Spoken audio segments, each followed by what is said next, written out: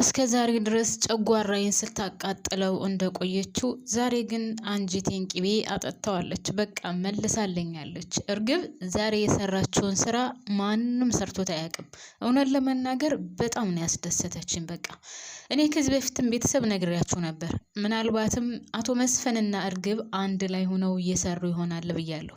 አቶ መስፍን ከሀገር ለመውጣቱ ማንም እርግጠኛ የሆነ ሰው የለም። ቤት ውስጥም አሁን አቶ መስፍን አርፏን ተብሎ እያለቀሱ ነው። ነገር ግን አቶ መስፍን እውነት ተሳፍሯል ሄዷል ወይስ ከእርግብ ጋር እየሰራ ነው? እስኪ ፕሊስ ሀሳብ አስተያየታችሁን እናንተ እንድታስቀምጡልኝ ይፈልጋለሁ። እኔ ከባለፈው ፓርት ላይ ነግሬያችኋለሁ። ምናልባትም አቶ መስፍንና እርግብ ተነጋግረው አንድ ላይ ሆነው እየሰሩ ይሆናል ብዬ ነበር። እናም እንዳልኩት አሁንም ቢሆን እኔ እርግጠኛ ሆኜ የምነግራችሁ አቶ መስፍን ይሞታል ብዬ በጭራሽ አላስብም። እኔ ሰላም የኔ ምርጦች እንዴት ናችሁልኝ? ሰላም ናችሁ ወይ? በያላችሁበት ሰላማችሁ ብዝዝት ትረፍረፍ ይበልልኝ። እንደተለመደው ለዚህ ቻናል አዲስ ከሆናችሁ ሰብስክራይብ እያደረጋችሁ የደወል ምልክቷን በመጫን ቤተሰብ ሆኖ ላይክ ማድረጋችሁንም አትርሱ። በተለይ ላይክ ማድረጋችሁ ለእኔ በጣም ስለሚጠቅመኝ ውድ ቤተሰቦቼ እባካችሁን እንደው ከጉልበቴ ማለቴ ከወገቤ ጎንበስ ብዬ ልጠይቃችሁ እባካችሁን ላይክ አድርጉልኝ። እይታ አለው እውነት ለመናገር ሰሞኑን እግዚአብሔር ይመስገን እየተንቀሳቀሰ ነው። ግን እባካችሁን ፕሌስ ቤተሰብ ቪዲዮ የሚደርሳችሁ በአጠቃላይ ላይክ በማድረግ ተባበሩኝ። ሰብስክራይብም እያደረጋችሁ ማለት ነው። እና ውድ ቤተሰቦቼ በጣም ነው ደስ ያለኝ እርግብ ይህን ስራ መስራቷ። እስከዛሬ ድረስ የሰራችውን ወንጀል ወይም በአቶ መስፍን ቤተሰብ ላይ ያደረገችውን ነገር ዛሬ ያካካሰች ይመስለኛል። ይህንን ነገር ያደረገችው ያው የአክስቷን ገዳይ ለመበቀል ነው። ግን ቢሆንም ይህንን ነገር አስባ ማድረጓ በጣም ነው ደስ ያለኝ። እናንተም ደስ ብሏችሁ ይሆናል ብዬ አስባለሁ። ሲቀጥል ቤቲ መጋለጥ አለባት የምትሉ እስኪ ቤቲ መጋለጥ አለባት። ሲቀጥል ወይዘሮ ሜላት አሁንም ቢሆን ግራ እንደተጋባች ናት። ወይዘሮ ሜላት እንግዲህ ያው ፕሌኑ ወደቀ ሲባል አቶ መስፍንም እዛ ውስጥ አለ ብላ በጣም ደንግጣ ራሷን ስታ ነበር። ያው ከትንሽ ቆይታ በኋላ ወደ ራሷ ተመልሳለች። ወደ ራሷ ስትመለስ ግን ቀጥታ የመጣላት ያን ወረቀት ነው። የትኛው ወረቀት? አቶ መስፍን ከቤት ሲወጣ ደብዳቤ አስቀምጦላት ነው የሄደው። በጣም ይቅርታ አድርግልኝ። ሁልጊዜ በችግርሽና በችግርሽ ጊዜ ሁልጊዜ ትችሽ እሄዳለሁ። አሁንም ለሁለተኛ ጊዜ ትችሽ ልሄድ ነው። እናም በጣም ይቅርታ አድርግልኝ። ብዙ ነገሮችን ጽፎ አስቀምጦ ነበር። ያን ደብዳቤ ስታነብ ነው እንግዲህ ወይዘሮ ሜላት ወድቃ የነበረው። እንግዲህ ከወደቀችበትም ራሷን ስታ ነበር። ነገር ግን እግዚአብሔር ይመስገን ብዙም ሳትቆይ ወደ ራሷ ተመልሳለች። ወደ ራሷ ስትመለስ ስትፈልግ የነበረው ያን ደብዳቤ ነበር። ምክንያቱም ልጆቹ ካዩት ይረበሻሉ ብላ ስለሰጋችና ነገጠች። ቀጥታ ያን ደብዳቤ መፈለግ ነበረ ስራዋ። እንግዲህ ሁሉንም ትታ እንደውም ሀናና ምናሴ ነበሩ እዛ የነበሩት። አይታችኋለሁ የሆነ ወረቀት አግኝታችኋለሁ ብላ ጠይቃችኋለች። እነሱም አላየንም ነበር ያሏት። ወደታች ወደ ሳሎን ስትወርድ ሰላምዬ መቼም ቅብጥብጥ ናት። ከውጭ ስትመጣ ያን ወረቀት አግኝታው ነበር።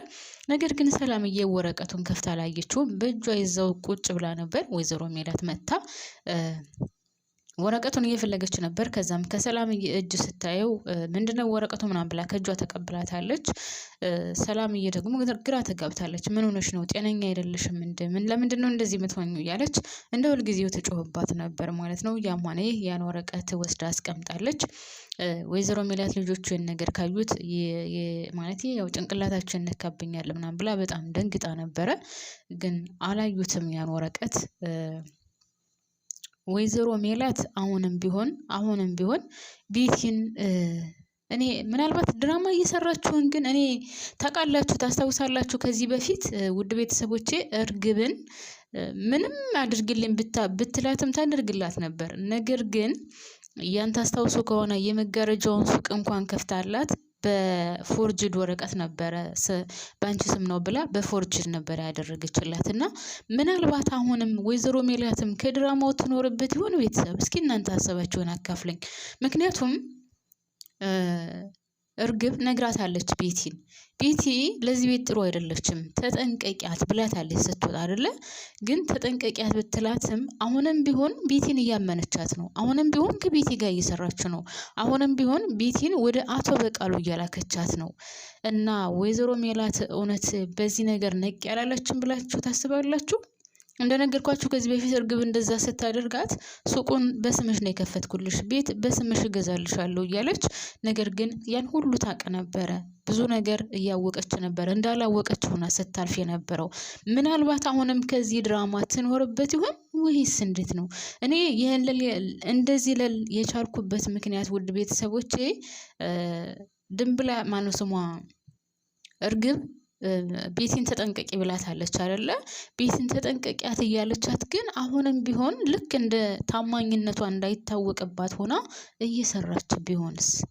እኔ እንደዛ ነው የመጣልኝ። አሁን በተለይ የዛሬው ፓርት ላይ እንግዲህ አቶ መስፍን ሄዷል። አቶ በቃሉም ኃይሉን እንደሚጨምር ጉልበቱን እንደሚጨምር ምናምን የታወቀ ነው።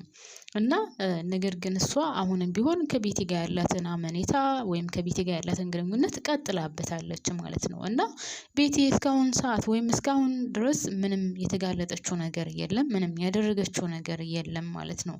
ሲቀጥል ውድ ቤተሰቦቼ እዝራ ነው። እዝራ እንግዲህ እኔ ሳስበው እናንተ ምን ትላላችሁ ግን ቤተሰብ? እናንተ ምን ትላላችሁ? እዝራ እና ሀና ይቀጥሉ ይሆን? አይዶን ነው ወደፊት የምናየው ይሆናል።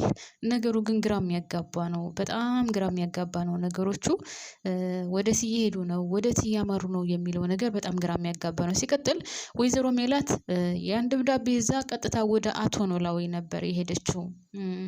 አቶ መስፍን ያስቀመጠላትን ደብዳቤ ይዛ ወደ አቶ ኖላዊ ስትሄድ ውድ ቤተሰቦቼ አቶ ኖላዊ ነገሩን ያውቅ ስለነበረ ስለተፈጠረው ነገር ወይም ስለተከሰተው ነገር አቶ መስፍንም ስለሄደ እንደገና ደግሞ እሱ የሄደበት ፕሌን እንደተከሰከሰ ምናምን ስትነግረው አቶ ኖላዊ ያን ያክል ቤተሰቦቼ አልደነገጠም። ካያችሁት እስከ መጨረሻው ድረስ ከሀገር ላይ ወጣ ይችላል፣ እሱ ላይሆን ይችላል እያለ ነው ያለው። እና እውነትም አቶ ኖላዊም የሚያውቀው ነገር አለ ብዬ አስባለሁኝ በዚህ ድራማ ላይ ማለት ነው። ወይዘሮ ሜላት በጣም ጨንቋትና ተናዳ ለአቶ ኖላዊ ስትነግረው እንዴ እኔ እኮ አቅ ነበር፣ ምን ነው አትሄድ ባልኩት ኖሮ እያለ ሲጨነቅ እንዴ አንተ ታቅ ነበር ወይ? እንዴት እንደዚህ ያደርጋል? በቸገረኝና እንደዚህ ጭንቅ ውስጥ በገባው ቁጥር ሁልጊዜ ትቶኝ የሚሄደው ምንድን ነው? እኔ የማላቀውን ሰው ነበር ወይ ያገባሁት ምናምን እያለ ስትጮክ፣ እንደውም አቶ ኖላዊ ምንድን ነው ያላት? እንዴ አሁን ቆይ ባሌ ሞተ የሀገር ያለ ህሪቁ ቆያልሻል ነበር፣ እንዴት አሁን እንደዚህ ነገር ትናገሪያለሽ ምናምን ብሎ እንደውም እሷን እየተቆጣን ነበር ማለት ነው። ግን እኔ አሁን እውነት ለመናገር እኔ በወይዘሮ ሜላት አልፈርድባትም። እናንተ ብትሆኑ ምን ታደርጋላችሁ? ቤተሰብ በወይዘሮ ሜላት ብትሆኑ ምን ታደርጋላችሁ? እስኪ ሀሳባችሁን አካፍሉኝ። በወይዘሮ ሜላት ቦታ ብትሆኑ አቶ መስፍንስ እንደዚህ አሁን እሷን ትቶ መሄዱ ተገቢ ነው ወይ? በጭራሽ እኔ ተገቢ ነው ብዬ አላስብም። ከዚህ በፊትም ብዬዋለሁ። አንድ ሰው በቸገረውና በጨነቀው ሰዓት ውልቅ ብላችሁ ትታችሁት የምትሄዱ ከሆነ ሲፈልግ ብሩ ድብን ብሎ ይቅርሱ የሚያመጣው ብር። ምክንያቱም ቤተሰብ አንድ ላይ ሆኖ ችግርን ይወጣዋል። ነገር ግን አቶ መስፍን የቤቱ አባወራ እስከሆነ ድረስ ምንም እሷ ዋናውን ነገር ወይም ተለቅ ያለውን ነገር ከሱ በላይ ብታደርግም ግን ወንድ ልጅ ነው አይደለ? አለ ሲባል ራሱ በጣም ደስ ይላል። አቶ መስፍን እንደዚህ አይነት ነገር ሲከሰት ውልቅ እያለ መሄዱ በጭራሽ ተገቢ አይደለም። ምክንያቱም ቤተሰብ አንድ ላይ ከሆነ ሁሉንም ነገር ፍንፍን አድርጎ ማለፍ ይችላል።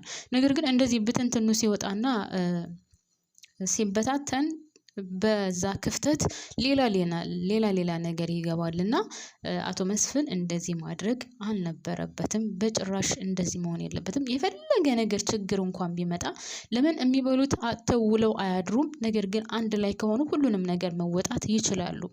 እና እኔ የአቶ መስፍን አመለካከት ሀሳብ እኔ በጭራሽ አልቀበለውም። ውድ ቤተሰቦቼ ማርያምን አልቀበለውም። እንደዚህ አይነት ባል ቢሰጣችሁ እናንተ ምን ታደርጋላችሁ? በሜላት ቦታ ብትሆኑ እሷ አሁን ለምን ጥሎኝ ሄደ? እስከዛሬ ድረስ አብሬው እየኖርኩት ወንድ አላቀውም ማለት ነው። ከዚህ በፊት ያ ችግር ሲከሰት ትቶኝ ሄደ፣ አሁንም ይሄ ነገር ሲከሰት ትቶኝ ሄደ ነው ያለችው። እሱ ግን አቶ መስፍን ደብዳቤው ላይ ያስቀመጠው ምንድን ነው? ያው ድርጅቱ እንደከሰረ በነገራችን ላይ እስካሁኗ ሰዓት ድረስ ወይዘሮ ሜላት የምታውቀው ነገር የለም። የድርጅቱን ወይም ድርጅቱ ያለበትን ሁኔታ እስካሁን ማንም የሚያውቅ ሰው የለም። ማለቴ ከወይዘሮ ሜላት እስከ ልጆቿ ድረስ ማለት ነው። እንግዲህ ከዛ ሀና ታውቃለች፣ ምናሴ ያውቃል፣ ሰላምዬና ወይዘሮ ሜላት ናቸው የማያውቁት ማለት ነው። እና ማለት ነው እንደዚህ አይነት ነገር ሲከሰት ሁሉም አንድ ላይ ፍንፍን ብሎ ቅፍቅፍ ድግፍግፍ ተደራርጎ ማለፍ እንጂ እንደዚህ ችግር በተፈጠረ ቁጥር ውልቅ እያሉ መሄዱን የተገቢ ነው ብዬ አላስብም። እና ሜላት የተናገረችው ነገርም እውነት ነው፣ እውነት አላት። አብሯት መሆን ሲገባው የተፈጠረውን ችግር አብረው ሰርተው የሚሰራ ከሆነም ሰርተው የሚፈርስም ከሆነ አፍርሰው እንደገና ሰርተው አብረው ማሳለፍ ሲገባቸው እሱ ትቶ መሄዱ ለሷ ያስብላታል። ለማላቀው ወንድ ነው ወይ ያስብላል። ታውቃላችሁ፣ ሁለት አይነት ስሜት። አንደኛው ስሜት እሱ ሞቷል ምናምን የሚለው ውስጧን ጎድቶታል። ሲቀጥል ደግሞ ለምን ትቶኝ ሄደ? ምን አይነት ሰው ነው? አብሬው እየኖርኩት ይሄን ያክል 3 ልጅ ወለድኩለት ባሌ ብዬ ይሄን ያክል አመት አብሬው እየኖርኩት ወንድ እንደዚህ አይነት ችግር በተፈጠረ ቁጥር ትቶኝ የሚሄደው ምን አይነት ወንድ ነው የሚል በውስጧ ሁለት አይነት ስሜት ነው ያለው። ሁለት አይነት ስሜት ነው እያስተናገደች ያለችው እና እኔ በሜላት በጭራሽ አልፈርድባትም። ቤተሰብ ማለት ነው ማርያምን አልፈርድባትም።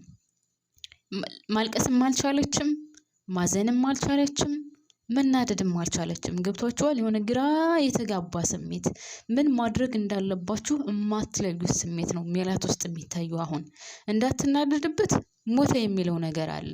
እንዳታለቅስ አዝና እንዳታለቅስለት ያደረጋን ነገር የሚረሳ አይደለም።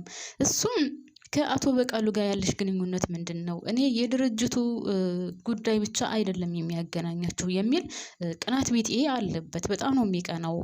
ግራ ተጋብቷል። እሱም ደግሞ የሆነ ነገሩን ስታዩት እውነት አለው።